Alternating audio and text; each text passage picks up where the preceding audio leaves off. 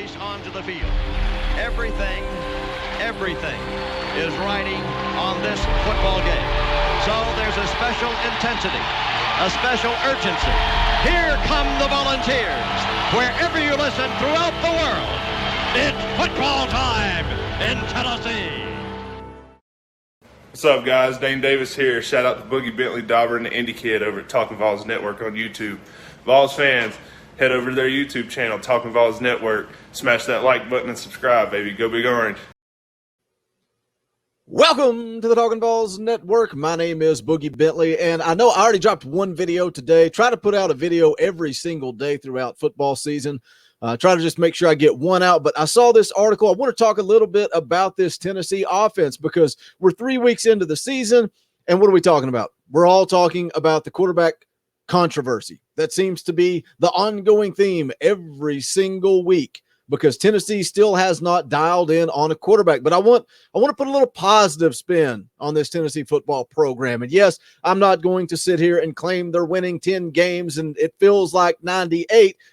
But you can be realistic and still put a positive spin on things. So I'm going to take a look at an article from Rocky Top Insider. We're going to talk some numbers. But as always, guys, do me a favor. Go ahead and smash that thumbs up just below the video. If you agree with me, if you disagree with me, either way, if you enjoy the content that we put out on this channel, help us out. Hit that thumbs up. If you're new, welcome. We're not experts. We're not insiders. We are fans just like you. If you like what we do, go ahead and subscribe. Click that bell for notifications. You won't miss out when we go live, when we drop new content. We'll be live on Saturday about an hour before kickoff for a tailgate show and then also immediately following the game. But let's get into it. Take a look at this article again from Rocky Top Insider written by Rick Butler. It says Tennessee offense ranked first in key team category. What do you guys think that category might be? It's probably not difficult to figure out what this article is about. But right out of the gate, this is what I want to focus on, and then we'll kind of go through the narrative of the article itself. But it says the Tennessee Volunteers are scoring just above 42 points per game in the first three contests of the Josh Heupel era. Now, you read that, 42 points per game. You can look at that one of two ways. You can say, wow, that's a lot of points. Tennessee's getting in the end zone. Or you can be negative, and you can say, well, look at the competition, Boogie. They played Bowling Green and Tennessee Tech. All right, let's read on. Let's read on, and we'll fight that argument. It says, in addition, the Vols have scored 36 points or more in each of their first three games. Now, let's look at the past. Tennessee only rose above the 36-point mark 3 times throughout the last 2 seasons to put that into perspective, and that's what we need, a little perspective. While impressive, though, it doesn't come close to another statistic from the Tennessee offense. We'll get into that in just a second. I want to focus on points per game. Let's read that again. The Vols scored 36 points or more in each of their first 3 games. Meanwhile, they only managed to do that 3 times throughout the last 2 seasons. So if we want to talk about Bowling Green and we want to talk about Tennessee Tech, that's fine. It took Josh Heupel 3 games to do what it took Jeremy Pruitt and that coaching staff to do in 2 full seasons. Now, I get it. SEC schedule last year. What's the excuse the year before? Took Josh Heupel 3 games. This football team is scoring points. And yeah, we can talk about the quarterback situation. Clearly, that's a problem. And I was talking to the Indie Kid via text message. We were talking off air about the quarterbacks and all the drama and the controversy and all the comments about Harrison Bailey this and Joe Milton's this and Hendon Hooker's the most consistent. The problem is you got people coming from every angle, whether they support Joe Milton. Yeah, you can say nobody supports Joe Milton, Boogie. Yes, they do. You can say, well, what about Harrison Bailey? There are people that support him. The reason why everybody in this fan base is coming from a different angle is because we have 3 quarterbacks, but we don't have one. And I know you guys understand what I'm talking about when I say that. But Tennessee is still scoring points. The article here says, heading into the 4th week of the college football season, Tennessee is the fastest offense in the country, running 3.02 plays per minute. The number is good enough to rank first in the country, according to Tennessee Athletics. Next fastest team is Utah State with 2.95 plays per minute. The top ranking isn't a recognition that Tennessee is brand new to this season, though. After the VAWLS season opener against Bowling Green, Tennessee also had the fastest ranked offense in the country. Now, what does that mean? Does that matter? Does it really matter? Well, that's what Josh Heupel wants to do. He wants to go fast. He wants to get up there, get a play called in, and go.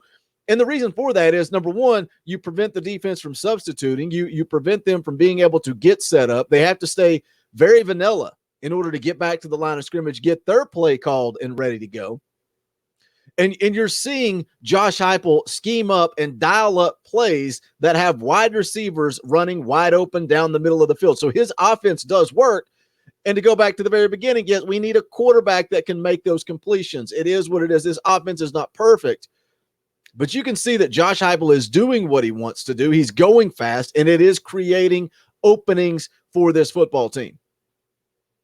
Says, although the number has evened out slightly over the last two seasons, Tennessee was at 3.37 plays per minute after one game, now at 3.02. Regardless, it is still an impressive number considering how little time Tennessee's players have been running the system with Heupel. To be the best in the country at anything is pretty significant accomplishment, and right now Tennessee is the best team at playing with tempo when they have the ball.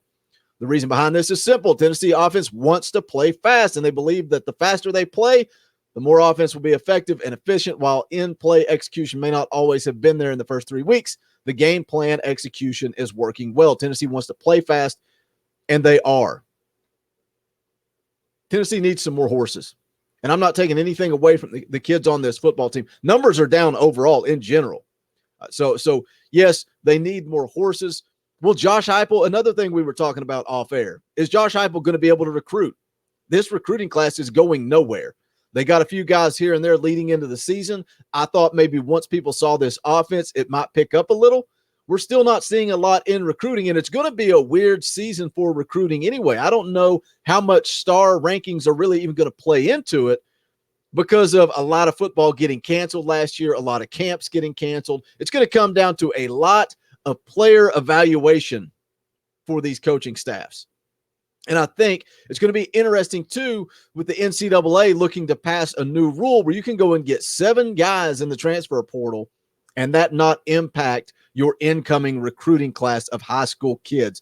That is huge, especially for a team like Tennessee that is down in numbers. They're down in scholarship players. To be able to utilize that transfer portal, kind of pick, mix, and match and get guys in there that you need, fill some holes, but also not impact your incoming class. So it's going to be very, very fun to watch because I still, to this day, 3 games into the year, feel like Josh Heupel did a good job with the transfer portal. You know, you're seeing Juwan Mitchell out there getting better each week. You're seeing guys like Caleb Tremblay, Deshaun Terry making an impact, getting meaningful reps every single week. They're in the mix in that D-line rotation. So I think the transfer portal will be interesting to follow because, again, anybody watching, you're seeing this up-tempo, fast-paced offense work. If you guys disagree, leave me a comment. Is it execution or is it the scheme itself? Because I see a lot of guys running free. Got to be able to get them the football, though. This is a comment from Jerome Carvin. He says, me personally felt like it could have been faster. I felt like I could have gotten my guys lined up faster so that the outside guys can get lined up and get ready to rock and roll. Me as a center, feel like I could have done a way better job pushing tempo because I feel like we haven't even gotten close to how fast we can play. Goes on to talk about Cooper Mays. I just saw an article just a few moments ago that Cooper Mays will be good to go on Saturday against Florida. Mays going back to center, you move Carvin back to guard, all of a sudden, this offensive line gets a lot better, a whole lot better. Depth has been the problem. I think your top 5 guys on that offensive line are pretty good. I'm not saying they're the best in the SEC, but they're pretty good. And having Cooper Mays back at center is going to pick up the speed of play. Josh Heupel, when asked, said, when we're playing with tempo, we want to be more efficient. It can be the ball mechanics. It can be the eyes. It can be the alignment assignment. All of those things can help us play quicker when we're playing with our tempo. Article goes on here and says, at the end of the day, though, games are not won and lost by how many plays a team can run in a minute. Yes, the Tennessee offense is the best in the country at that category. But the most significant aspect of the equation is Tennessee's execution of said plays. That is especially true when playing a top 15 rival on the road at night. Tennessee travels to Gainesville, take on Florida on Saturday night, 7 p.m. ESPN. But again, just going back to the very beginning of the article, Tennessee averaging just above 42 points a game. They've broken that 36-point marker all 3 games. Took Jeremy Pruitt 2 full seasons to do that. Does that matter to you? Are you a guy that's going to say, well, it was Bowling Green? Boogie, it was Tennessee Tech.